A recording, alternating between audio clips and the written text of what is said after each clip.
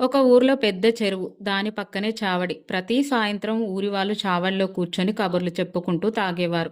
అందరూ ఒకేలా తాగేవారు కాదు. కొందరు సైలెంట్‌గా వచ్చి వాళ్ళు తాగేదేదో తాగి వెళ్ళిపోయేవారు. కానీ కొంతమంది మాత్రం తాగగానే మీసాలు ఎగబట్టి, గొంతు పెంచి తామే పెద్దవాళ్ళమన్నట్టు ప్రవర్తించేవారు. ఆ రోజు ఒక చిన్న రైతు కూడా వాళ్ళతో కూర్చున్నాడు. అప్పుడే ఒకడు మీసాలు తిప్పి ఇలా అన్నాడు.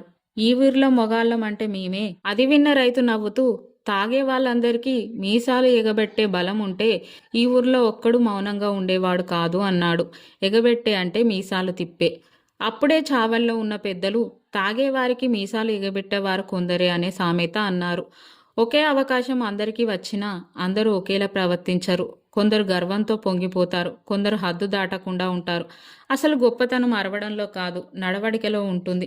ఈరోజు నీకు కొద్దిపాటి విజయం వచ్చేసరికి అహంకారం పెరిగితే, చిన్న అధికారం దొరికినందుకే గొంతు పెద్దదైతే, పెద్దలు చెప్పిన ఈ సామెత గుర్తుపెట్టుకోండి. విజయం అందరికీ వస్తుంది, కానీ దాన్ని మోయగలగడం కొందరికే సాధ్యమవుతుంది.